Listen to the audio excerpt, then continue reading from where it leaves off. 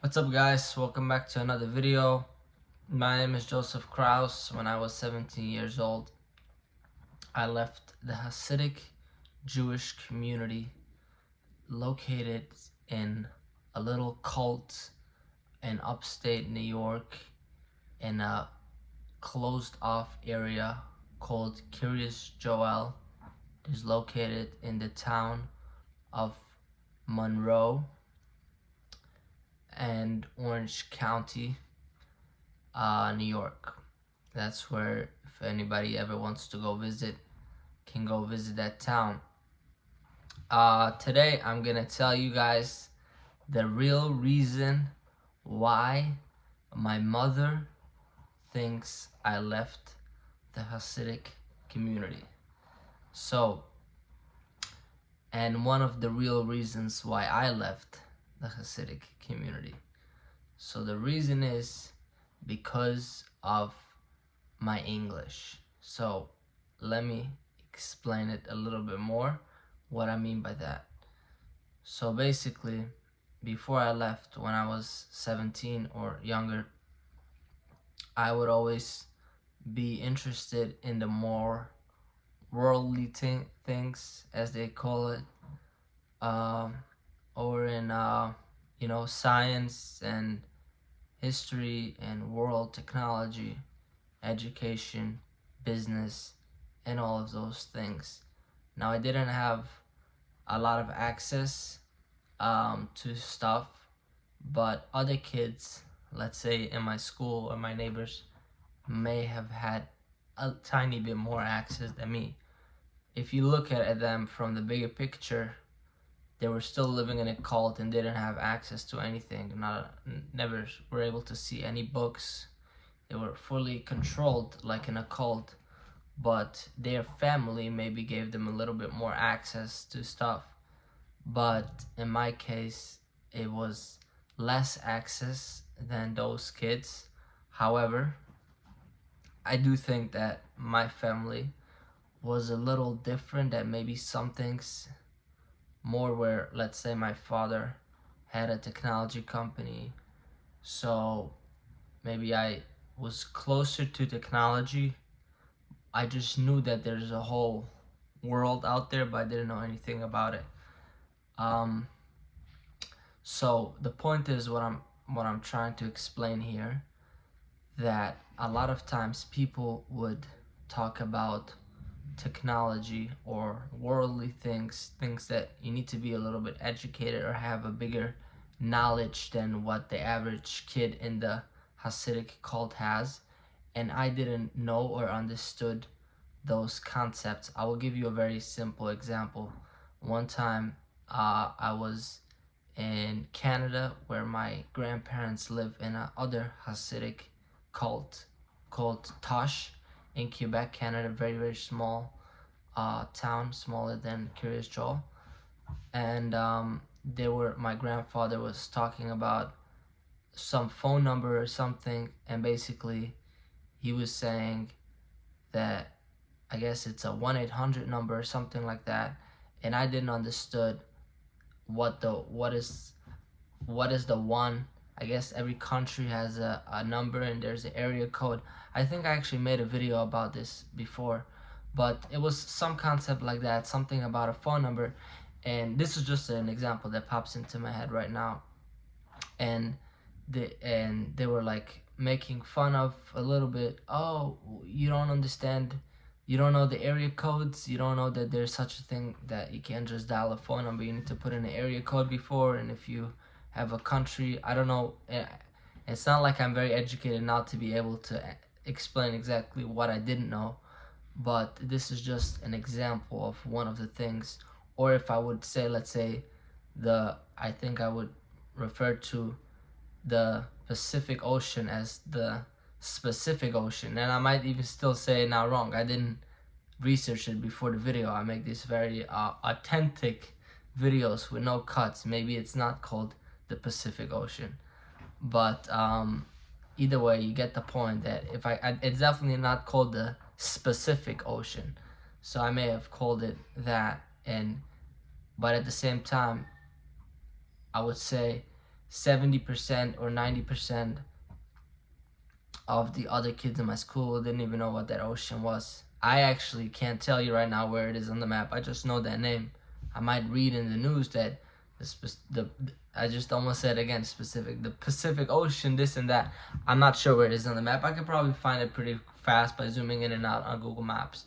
But that's not really the point right now. The point is that other things like that in technology, or people will talk about Instagram and Facebook.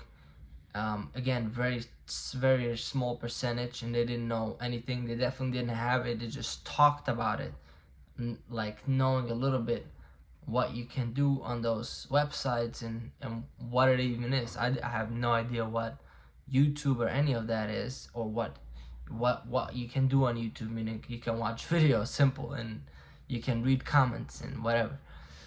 So yeah. So the point is, I always and people always make kind of fun of you, specifically if you are like me, where I didn't really fit into the in Yiddish, it has a term. It's called from. It means very religious, extreme kids or adults who are even more.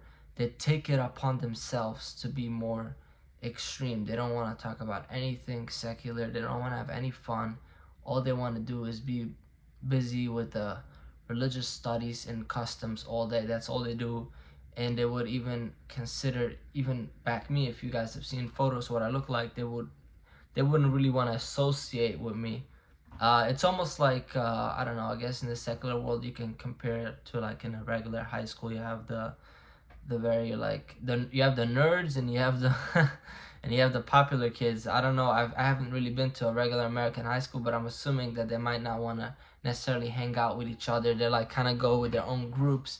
But now imagine if you are a nerd, but you don't even really fit into the nerd group for some reason, or if you're a popular kid, but somehow the rest of the popular kids are not really, you're not really fitting in, like you're like a little bit of like an immigrant into their or whatever you want to call it, uh, into their sect, because again the reason is because I may have not had the little 4 or 5 words English that those kids knew, maybe I didn't know, or other similar stuff like that.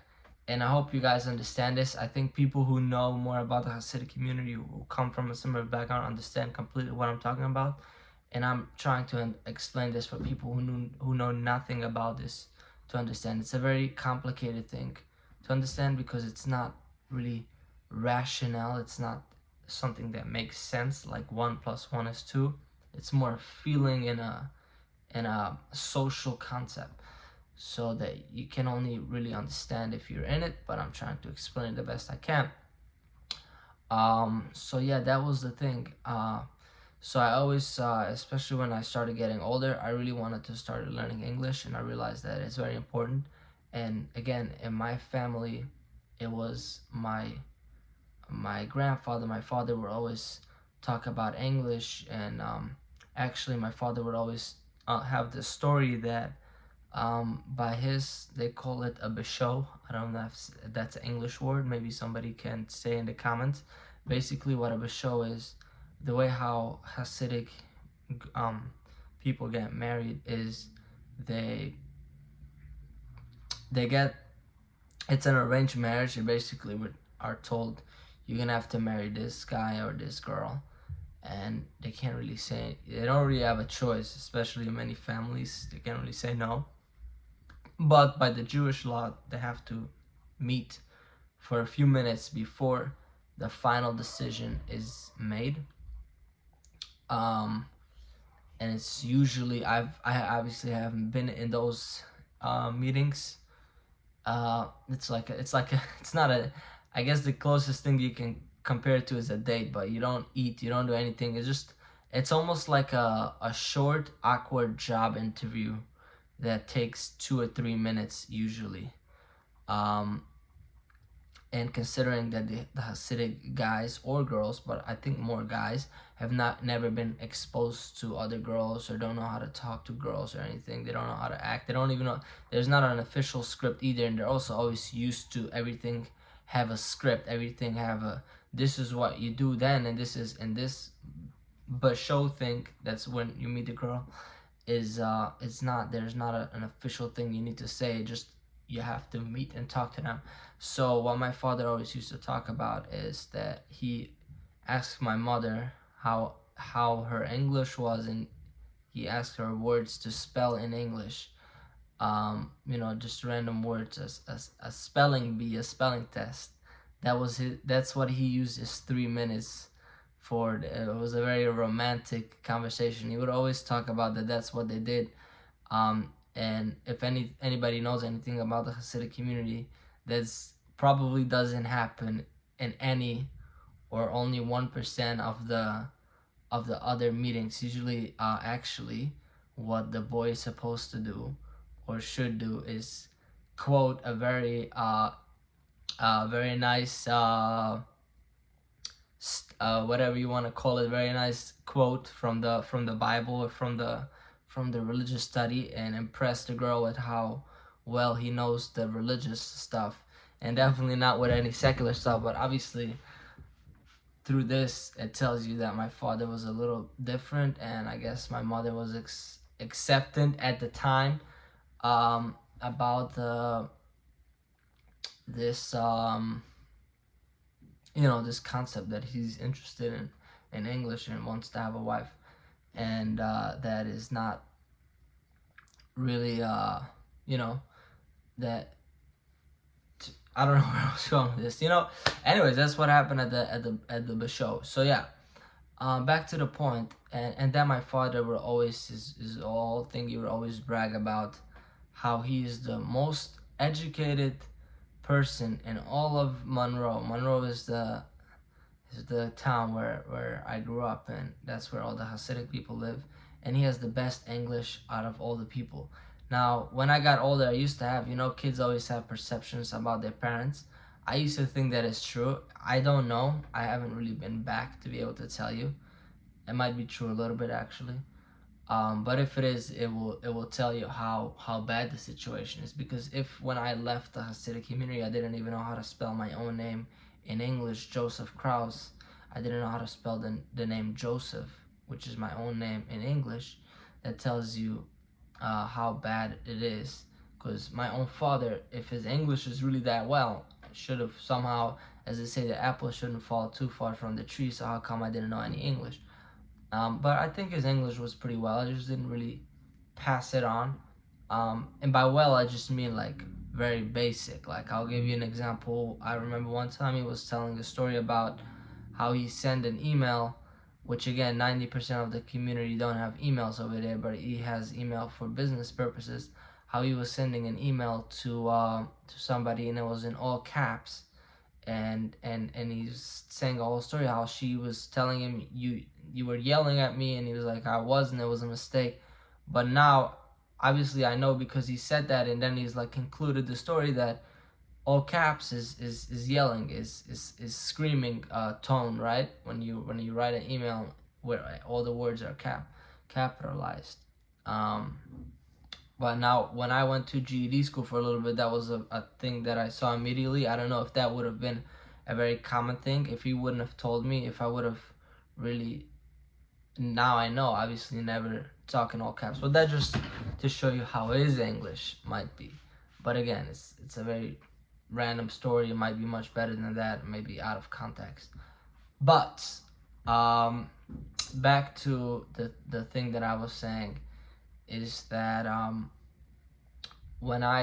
that's when I was still in the Hasidic community, and I realized that, especially my English, right, when I will get married, I'll go into the business world, and I don't know any basic English. If whatever I want to do, if I want to do real estate, I want to have a company, or even like sometimes in school I would work, have a job, in the community, which wasn't really allowed, actually. I had to do it behind my parents' back, kind of. But I would work in very religious companies within the community, but they obviously had like some technology and computers. So I would see how the other guys that work there, and they make a living, and and they had to send maybe an email or be able to read something or use the computer a little bit just to do very, very basic things like any normal job. Not even like an office job. It's like a retail job, let's say, but there's little English, computer, mathematics, or whatever it is. And I was started realizing that very soon, I was 17, very soon I'm going to be 18, 19, get married, and then get out in the world, and I'm not going to be able to do all of this. And and the way to learn within the community, if you're gonna take a little course here and there, you're never gonna get anywhere. There's no way to you know what I mean, to learn all of that. So I more kind of became aware how disadvantaged I am. And I also remember I would always kind of like try to bring up in the middle of dinners, family dinners or whatever, how I do believe that we should get an education and how education maybe is important. Anyways, so yeah, I'm giving you this English background from the beginning, after, and now. So that was before I left. How I felt about my English in education. I would say more specifically the English, right?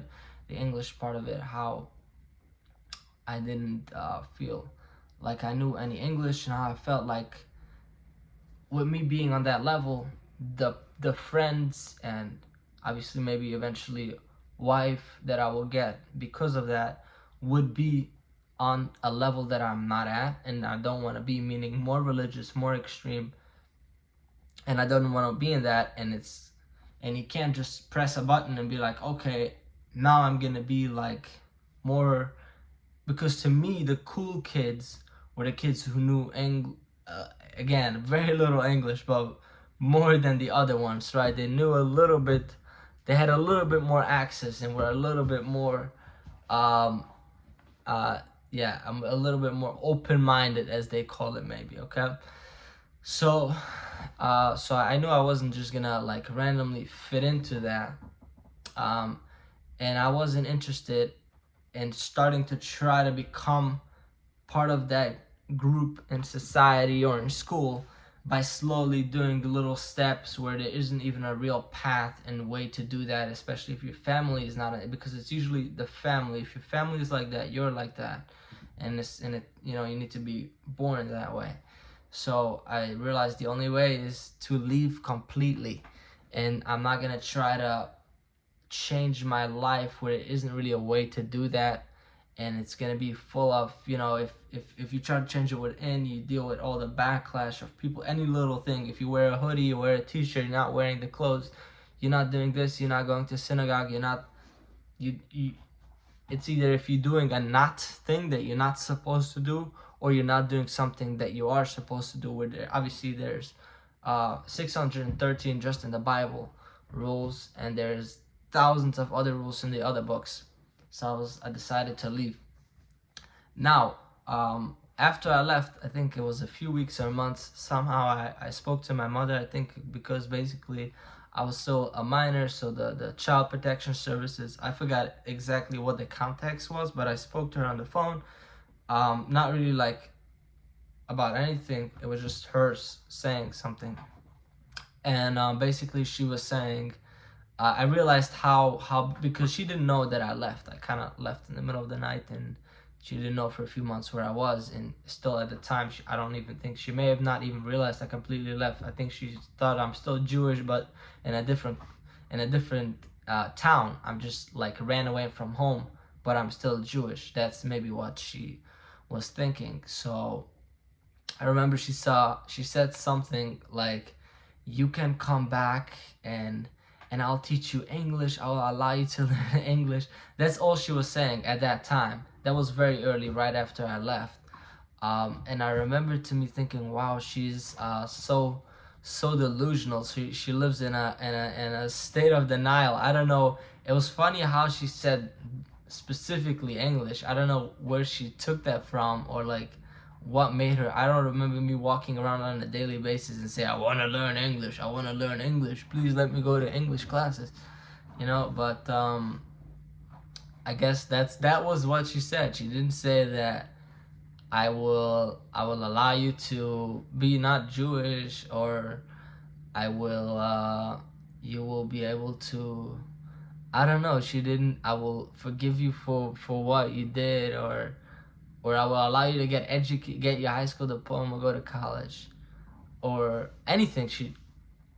For her, it was the English. She thought I definitely left to go and learn English. So she said something along the lines where, like, basically, you can come back home and I will like to learn English. So yeah, I don't know why that was very funny, but that's when I realized that's what she thinks. She didn't understand that, to me, the reason why I left is because I just didn't believe in the religion. I don't believe in God. I don't believe in any of it. And therefore, I cannot sit every day and do those million rules and pretend like I'm enjoying it. It's like if you have extreme back pain and sit and smile. Like sometimes when I'm recording this video, actually right now I don't have big back pain, but many times when I'm recording this video, I have crazy back pain, but I'm just sitting it.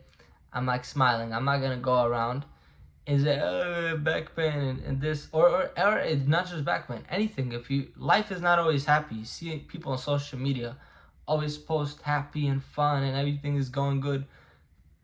I think that's a whole other subject, but the point is, especially in real life, you don't always have to go around and trauma dump, and like say everything that hurts you. Sometimes you just gotta put on a smile, and because it goes away. Because many problems that people have like this, it's not permanent. It's just right now. You don't have to ruin everybody else's mood and bring everybody else down just because you're down.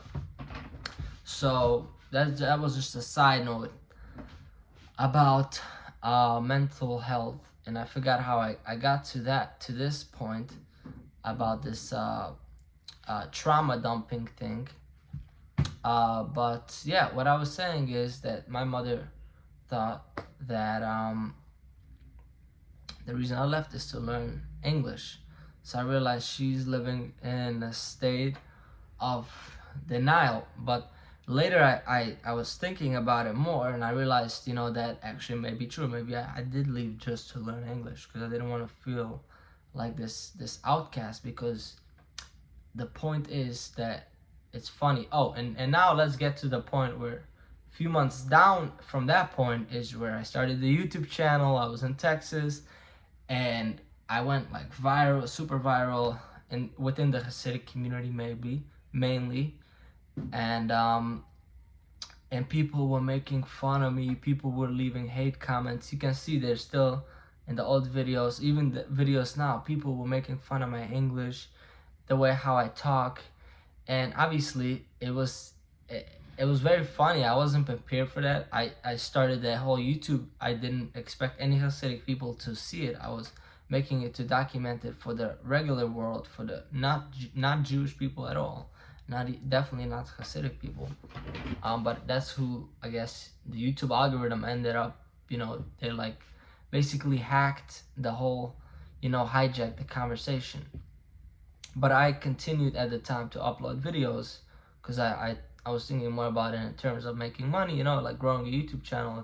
It's a monetizable thing. So so I was making these videos, and on Instagram I was making live videos arguing with other Hasidic people. But and I wasn't really prepared, but basically everybody started making fun of my English and how, oh, you think you're so cool like the rest of the, how they call it, goyim, meaning not Jewish people is what they call a goy. So you think you're like because they consider those people either admittedly or subconsciously like cool people, like like regular, not some third world country type of people. Then maybe not always admit it, but then when people leave, they make fun of them, like, oh, you think you're so cool, but really you're this like Hasidic weird guy with this big accent, and maybe acts weird because we don't know how to act on camera. It's like an old guy using a camera. They're like, hello. Like I look back even old videos.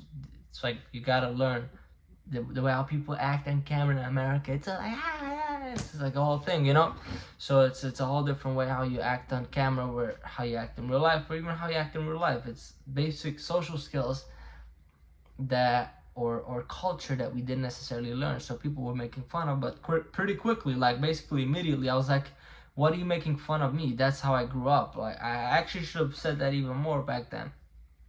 Actually, basically use that as an argument right back to them. That's what you were. I'm a product of your community. It's not that I'm weird, and they always try to make other people sound like they're crazy, and it's called gaslighting too. And because you leave, your English is not good, and maybe you sound a little weird because you can't express yourself so much, and you don't understand this whole new world you're in. So now they're calling you crazy, and so yeah. But I was like saying, I was basically saying, yeah, I agree. My English, I know I sound so weird, right? And how weird I really sounded is a whole nother question, because I also might have a little low self-esteem, so maybe I was thinking that it's actually much better than I thought, or maybe it's the opposite. Maybe my English and the way how I talk is much worse. I guess I would never really know that, because obviously there's always a few people who say, "Oh my God, your English and everything is so good," but then I'm like, is it really? Because they would say it on day one. So what was the real truth? I guess the real truth is that I can't really care what other people say. You just gotta go on with whatever I got to say. But because this video is about English, I'm just explaining that part. So yeah, so I made videos. People were making fun of my English, but I was like, yeah, this is my English. What do you mean?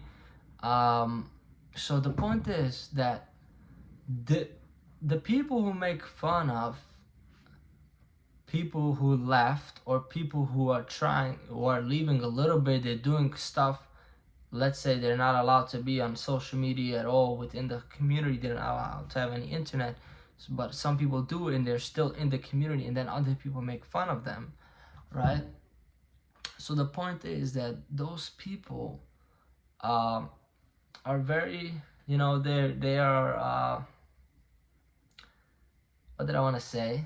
They just, like, I don't understand it. Why are they being treated like that? While you're defending, what you're saying is that, yeah, this Hasidic community is so good, and look at you, you're so weird that you left, or you're doing what you're not supposed to do with the community. But the thing that you're saying that I'm weird with is what you did. You're saying don't get an education, don't speak any English, don't have an English language. So now when I'm trying to speak, you're making fun of me. How does that make that makes no sense? You understand what I'm saying? So it's that's how I always viewed it.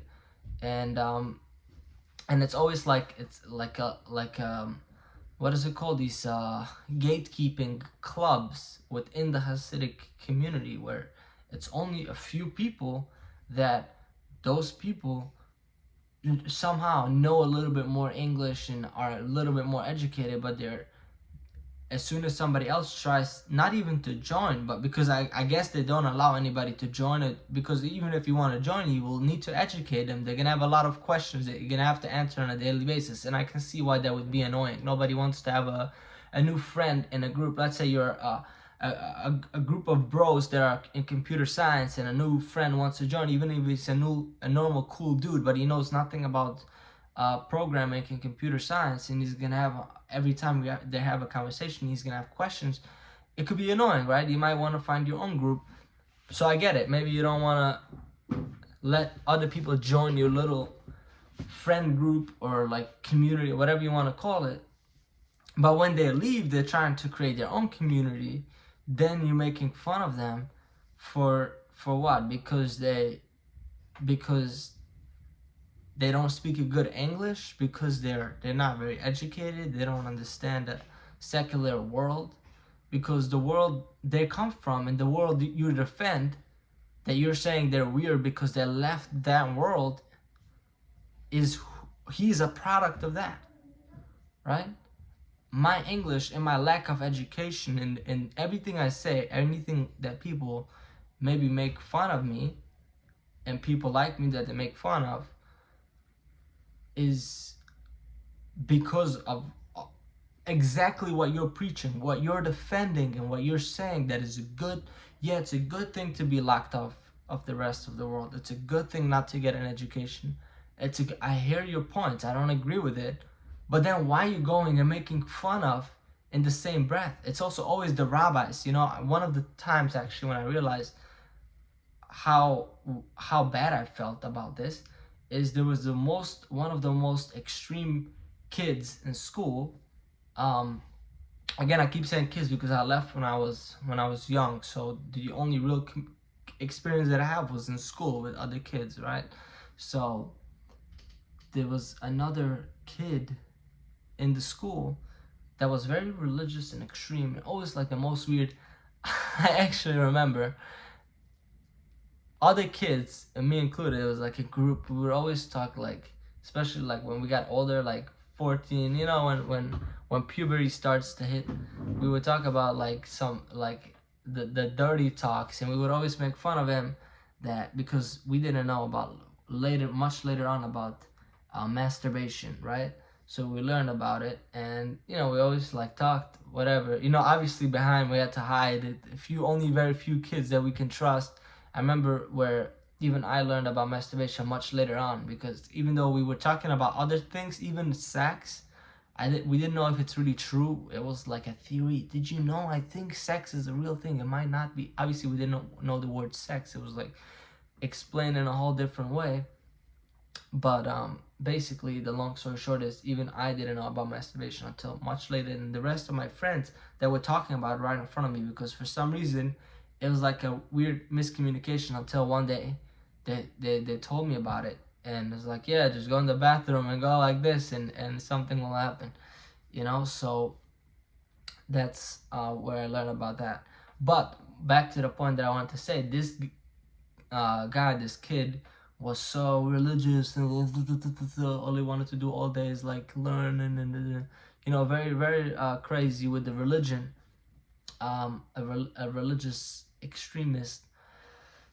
One time, like I remember we were sitting at breakfast and he was reading the milk bottle or whatever it was, saying the ingredients or something. He was reading it. I was like, wow, how do you know that? I guess he was just very smart and somehow knew it, or maybe he had a background.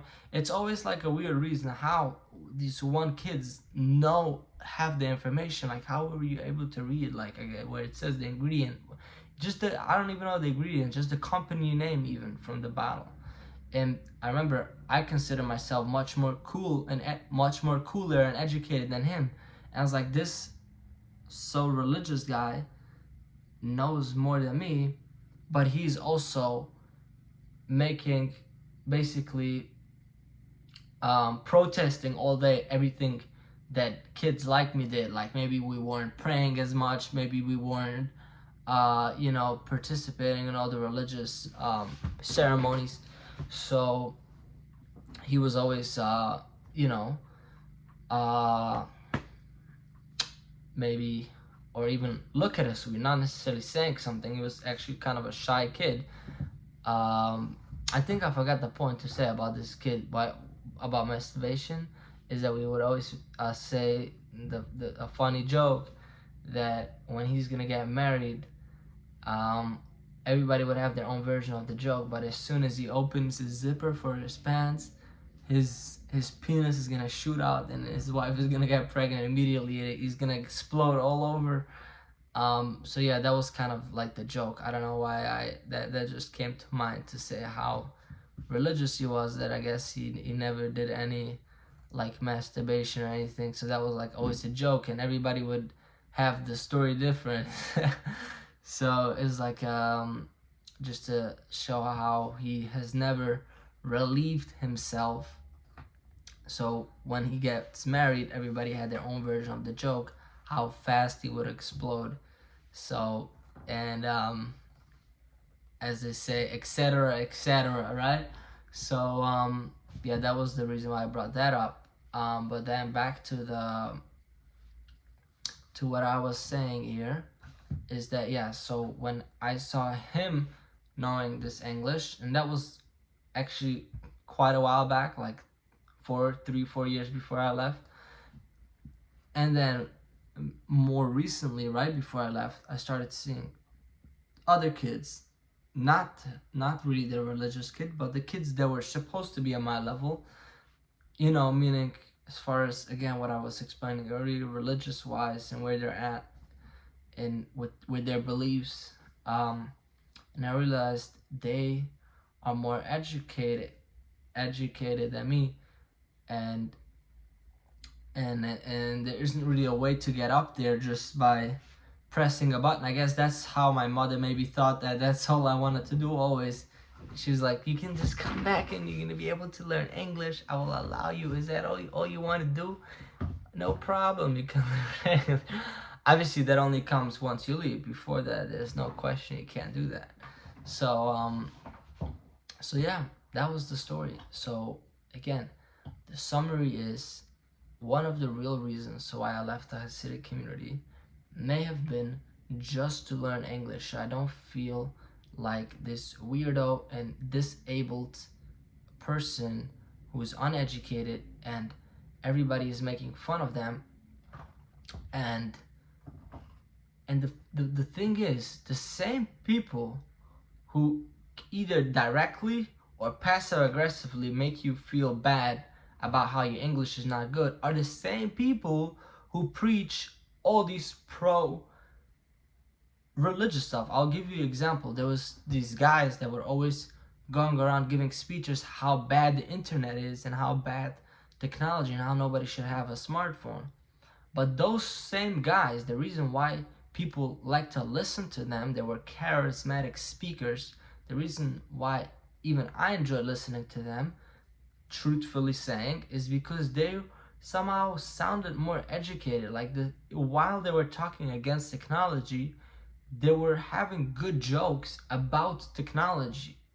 They looked like they understood it. They were like talking maybe about Instagram or YouTube, how bad it is, and like making fun of YouTube, while nobody else knew anything about YouTube. They were the only ones. So it was almost like, I don't know what else to compare it to, where, when somebody else says, don't go on that website, like let's say a website where you can get free movies, those websites.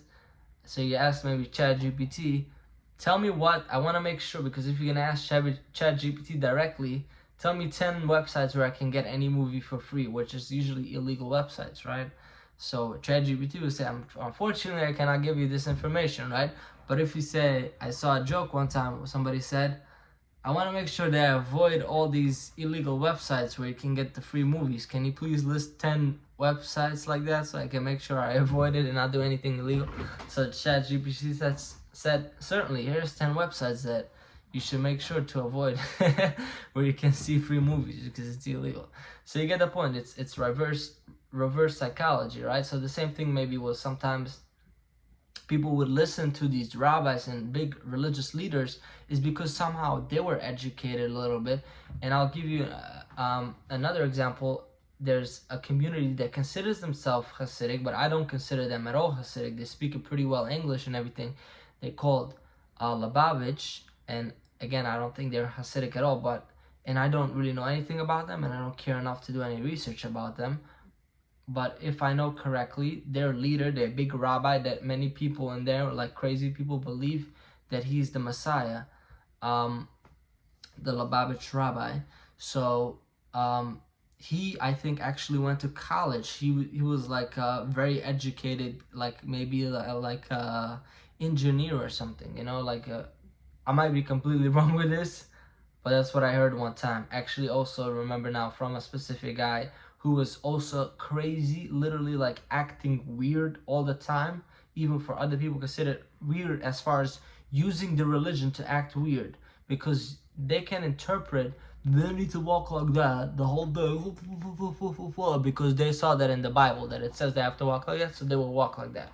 But at the same time, that same guy that will walk like that, and this is just an example, it's hard to explain, but actually literally things like this, especially when he prayed, he would do weird things worse than walking like this, because he would interpret and believe that that's how the religious laws wants him to act, and he would really think that he's doing a noble thing. But at the same time, that specific guy that I'm referring, I'm not saying any names, most people don't even know him, was also a little bit more knowledgeable slash educated, right? I keep using the word educated for a person who doesn't understand the community thinks educated. Oh, educated. No, educated, I mean he knows 10 more facts about the world than I know, might know. Maybe not 10, maybe it's 50. Okay, but that's about it. He's just like anybody else. He maybe knows this, and this. You know what I mean? And that's it. Is not definitely not any formal education, right? Is more knowledgeable maybe, so they acquire the knowledge one way or another. So that's why many times people would listen to these big religious propagandists, because they were the way they talked was very informative about not religious stuff. So it was like kind of weird, because that's what was selling always within the community. People wanted to hear somebody talk about I remember even one of the guys, like a big speaker that charges thousands of dollars to come speak to the kids in school, like an interesting speaker, I guess, like a storyteller. And then always his story, the punchline is how you need to be more religious and obey all the rules. He would always talk about the Navy SEALs, the United States Navy SEALs, and like very in details. That's a very secular world and not religious at all. But people would be fascinated and listen. He would say all these stuff what the Navy SEALs do, and which we were definitely never able to see any videos of it. But if a regular kid in the real world wants to just go on YouTube and see, oh my god, so interesting, the Navy SEALs training, it's so cool, and there's all these videos and movies about the Navy SEALs. But the only thing we had any access to know anything about the Navy SEALs, or even know that the Navy SEALs existed, is maybe sometimes through that guy who was telling stories about the Navy SEALs that were either real, it definitely sounded like real, right? Like real, something that could have been real, right? But it wasn't just a story, it was like a knowledgeable story. You learn about the Navy SEALs and about the secular world, and it always sounded so cool. But those same guys that were preaching how don't do all this religious stuff were sometimes more knowledgeable somehow. And it's a very like hypocritical thing, right? So you're the only one who are allowed to be educated. And again, that's one perspective, where on a very, very rare occasions, the religious, the more extreme people are more knowledgeable. But then you have the people who are not so religious, but then I don't feel like I fit in there either. So it was kind of weird. Anyways, 42-minute ramble. So yeah, the real reason why I left is to learn English. Thank you for watching. Please subscribe, like the video, and follow me on Instagram. Have a good day.